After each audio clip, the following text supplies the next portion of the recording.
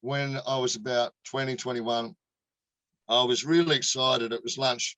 I was plumbing at the time, and I was a musician. I was playing in the band, had my band just sort of up and running, and I was really excited about going out to a dance party that night, right? And I had been driving up to go and get us lunch in the work truck, and I've seen an accident on the other side of the road, and my heart sank, and I looked at it and I thought, oh my God, you poor people, And then I looked straight ahead, and right in front of me was a car turning right that had stopped, and I just slammed straight into it, and subsequently I got crushed in the car. I was trapped.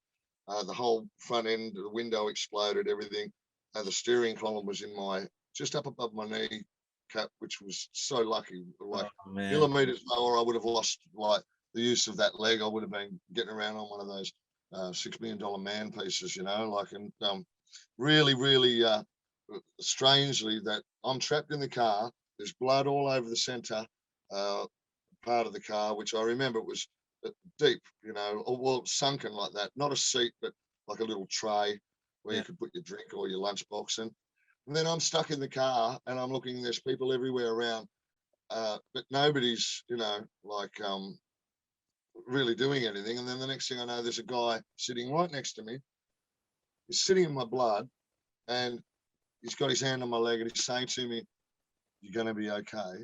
You don't have to worry about anything. No, I'm not going to leave you. Wow. We're waiting for the ambulance. You're going to be fine.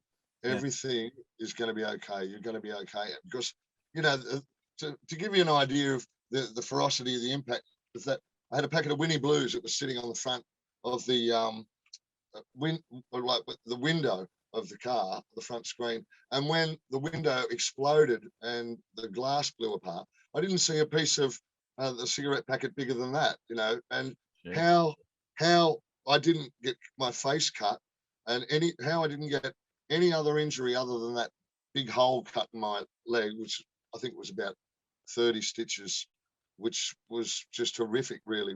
I never had an accident like that in my life. But this guy is just there saying, you're going to be okay. And I just remember thinking, wow, man, you are such a legend. What an unbelievable, just a good Samaritan, really. And I'm talking to him, spinning out, saying, oh, I wanted to go out tonight, and I'm this and that, and blah, blah, blah. And then, the next thing I know, there's a couple of cops questioning me, and this guy's not there, and they're asking me questions, and I've just said, look, go away.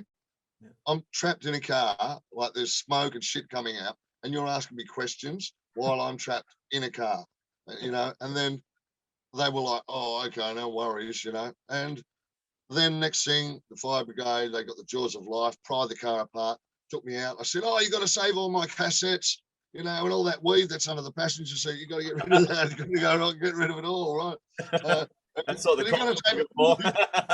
you got to save my cassettes, And anyway, to the fire department's good nature. No, it was the ambulance people. That's right, who went and got my cassettes, really.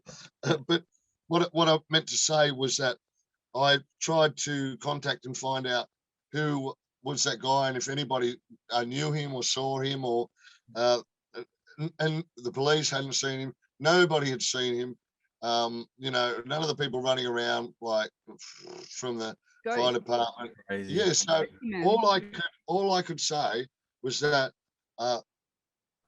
he was an angel. That's great, man. Like, you know what I mean? And I really just thought, well, okay, look, if I was tripping out on pain beyond pain's threshold, and that's where you go, right? That man that came and saw me, was an older guy, but he was just real cool, real softly spoken. And then maybe you from the future. Well, oh, look at that. Yeah, well, maybe, because I lost the keys to my time machine, and I only just got them back. Is that bus? Yeah, but it's I've got two sets, as you can see. They're both exactly the same key. But this one was from the future, and this one was from the past. So that's what they put on it when it comes from the past, right? So what happened is that after that experience, all all that stuff that people say, like, oh, my, blah, blah, blah isn't working as well as it should be. And, oh, aren't you so sick of the way they forget your food at McDonald's and all that sort of stuff? And I just thought, you know what, trivia and trivial things are just to be left alone. Forget about all that stuff. Yeah. Optimism and support. I'll never throw cold water on enthusiasm. Anybody that asks for my help in, any of the skills that I've acquired through, my education in life, be it self-education in music or the things that I acquired through becoming a plumber, just basic skills of life. I will always try to help people in a way, whereas that they don't realise that I'm really helping them.